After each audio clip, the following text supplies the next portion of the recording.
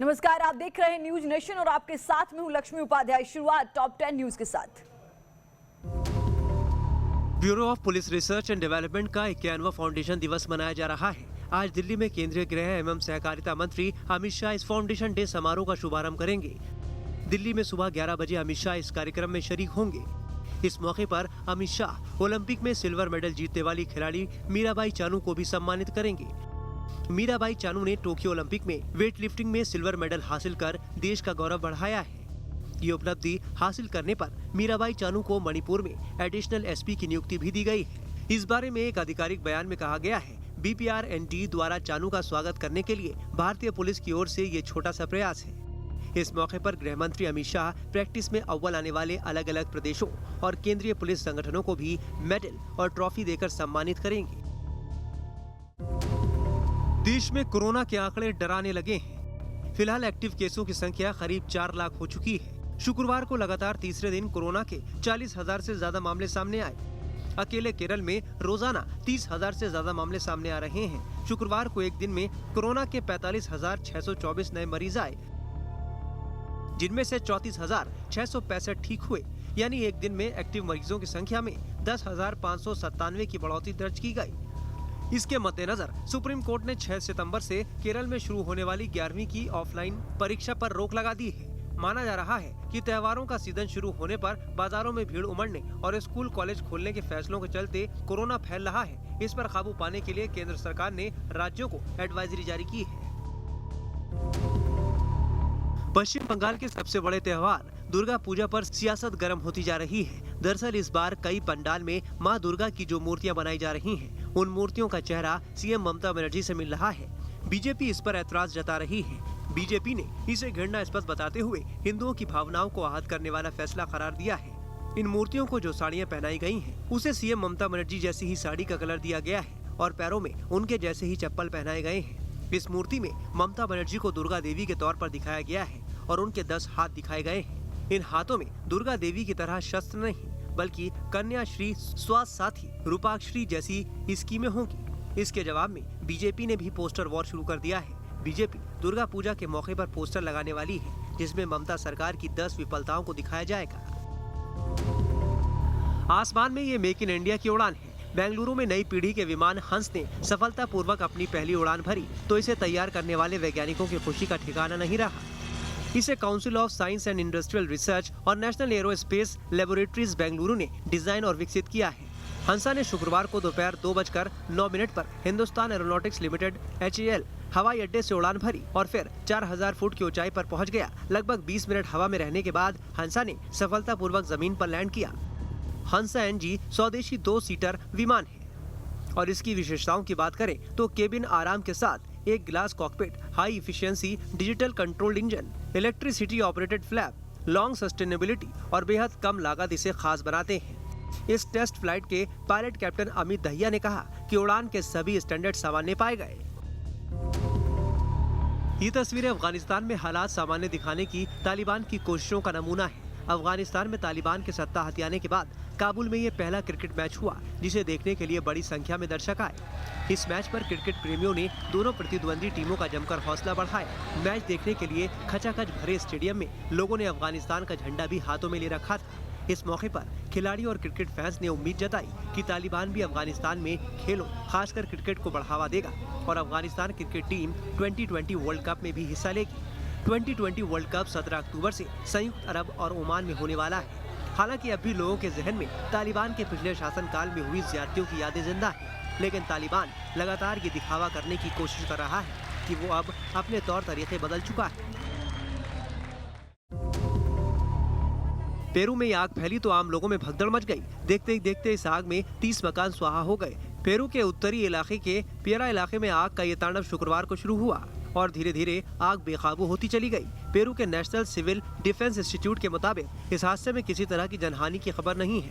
इस आग के वायरल हो रहे वीडियो में साफ दिख रहा है कि लोगों ने शुरुआत में अपने स्तर पर आग पर काबू पाने की कोशिश की, लेकिन वो नाकाम रहे। अभी तक आग लगने की वजहों का खुलासा नहीं हुआ है। अब स्थानीय लोग सरकार से मुआवजे की मांग कर रहे हैं। लोगों की शिकायत है कि इस आग ने उनकी जिंदगी भर की कमाई को खत्म कर दिया है और उन्हें नए सिरे से जिंदगी की शुरुआत करने के लिए सरकार से राहत मिलनी चाहिए। हालांकि सरकार ने अभी तक किसी तरह के मुआवजे का ऐलान नहीं किया है।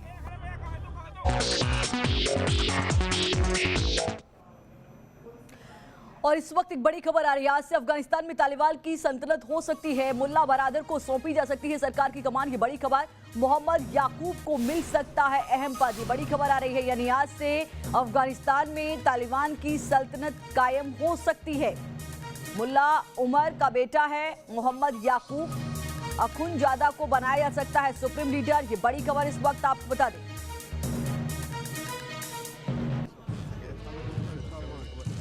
अफगानिस्तान में आतंक का झंडा बुलंद होते ही तालिबान की काली सल्तनत के सिपह सालार और उसके मंत्रिमंडल का खाका तैयार कर दिया गया है। तालिबानी टेरर ब्रिगेड का मुखिया कौन होगा? किसके पास आतंक की फंडिंग का लेखा जोखा होगा?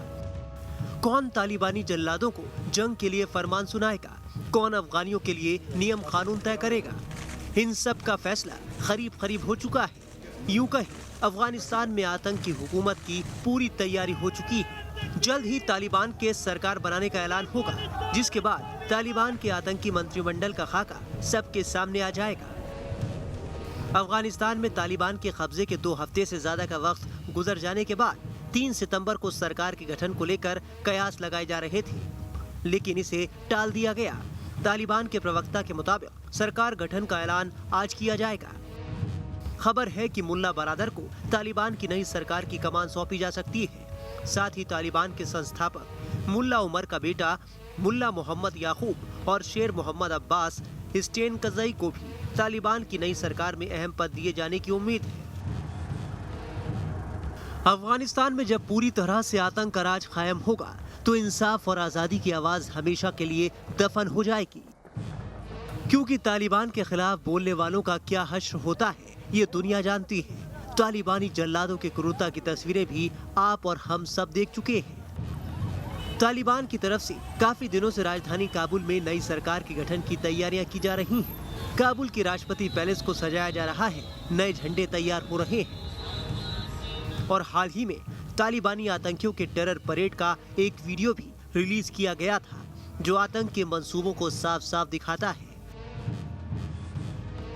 अफगानिस्तान में ईरान की तर्ज पर शासन व्यवस्था की योजना तैयार की जा रही है। तालिबान के सबसे बड़े नेता हिब्दुल्ला अखुनजादा को सर्वोच्च नेता यानी सुप्रीम लीडर बनाया जा सकता है। अखुनजादा तालिबान के कट्टरवाद का सबसे बड़ा चेहरा रहा है। अखुनजादा का इतिहास बताता है कि वो शरिया का पैरोकार है और तालिबान को जिस कट्टरता या क्रूर शासन के लिए पहचाना जाता है उसके ज्यादातर नियम अखुनजादा के ही बनाए हुए हैं। अखुनजादा को आखिरी बार पेशावर में देखा गया था। अब अफगानिस्तान के मुकद्दर में आतंक के सिवा दूसरा कुछ दिखाई नहीं दे रहा। हम ऐसा इसलिए कह रहे हैं क्योंकि अफगानिस्तान की तकदीर में तालिबान जो आकर बैठ गया है। तालिबानियों में सबसे खतरनाक नाम मुल्ला अब्दुल गनी बरादर का है। 1968 में पैदा हुआ मुल्ला अब्दुल गनी बरादर तालिबान का दूसरा नंबर का नेता है। मुल्ला बरादर तालिबान के संस्थापकों में से एक है। इससे पहले तालिबान ने 1996 से 2001 तक जब अफगानिस्तान पर राज किया, तब भी मुल्ला बरादर ने अहम भूमिका निभाई थी। काबुल एयरपोर्ट पर तालिबान ने अपने खूंखार बदरी यूनिट के लड़ाकों को तैनात कर दिया है। हक्कानी नेटवर्क से जुड़े तालिबान के आतंकी अनस हक्कानी ने काबुल एयरपोर्ट का दौरा किया। 14 अगस्त को काबुल में कदम रखने के साथ ही तालिबान ने बड़े पैमाने पर आतंकियों को रिहा करने का काम शुरू कर दिया है। बगराम के हाई सिक्योरिटी प्रिजन से तालिबान ने सभी खूंखार आतंकियों को रिहा कर दिया है और इनमें से कई तालिबान से जुड़ने के लिए काबुल पहुंच गए हैं। कंधार की जेल, जहां इस्लामिक स्टेट के खतरनाक आतंकी बंद थे, उन्हें भी जेल से निकाल दिया गया है। तालिबान को पता है कि उसे अपनी पूरी ताकत लगाकर काबुल पर अपना कब्जा बरकरार रखना है और इसके लिए तालिबान किसी भी हद को पार करने के लिए तैयार है। Team news nation. अफगानिस्तान में पंजशीर में फंस गया है तालिबान। ये बड़ी खबर आपको बता दें, पंजशीर में कब्जा करने की तालिबान के दावे पर लगातार सवाल खड़े हो रहे हैं। तालिबान ने किया था पूरे अफगानिस्तान पर कब्जे का दावा। पूर्व उपराष्ट्रपति अमरुल्लाह सालेह ने तालिबान के दावे को खारिज कर दिया है। सालेह ने अफगानिस्तान छोड़ने की बात को गलत बताया है। कहा कि मैं पंजशीर की घाटी में मौजूद हूं। ये सालेह का बयान सामने आया। तालिबान के खिलाफ हमारी जंग जारी है, यानी तालिबान के दिए गए बयानों को झूठा बताया जा रहा है। तालिबान ने इस बात का बयान दिया था कि पंजशीर में भी उसने फतह हासिल की है।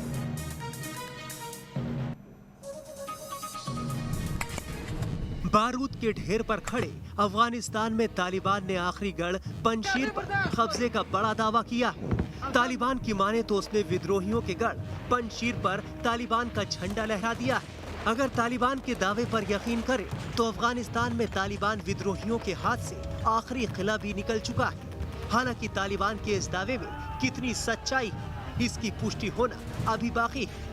इससे पहले भी तालिबान ने दावा किया था कि उसके लड़ाकों ने पंजशीर के काफी बड़े हिस्से पर अपना कब्जा कर लिया है।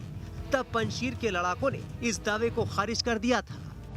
दावा है कि पंजशीर पर कब्जे की खुशी में तालिबानी लड़ाकों ने बाकायदा फायरिंग कर जश्न भी मनाया। उधर अफगानिस्तान के पूर्व उपराष्ट्रपति और नेशनल रेजिस्टेंस फ्रंट के नेताओं में से एक अमरुल्लाह सालेह ने खुद सामने आकर तालिबान के पंजशीर पर कब्जे के दावे को सिरे से खारिज कर दिया है। वहीं अमरुल्लाह सालेह ने खुद के अफगानिस्तान छोड़ने की बात से इनकार किया।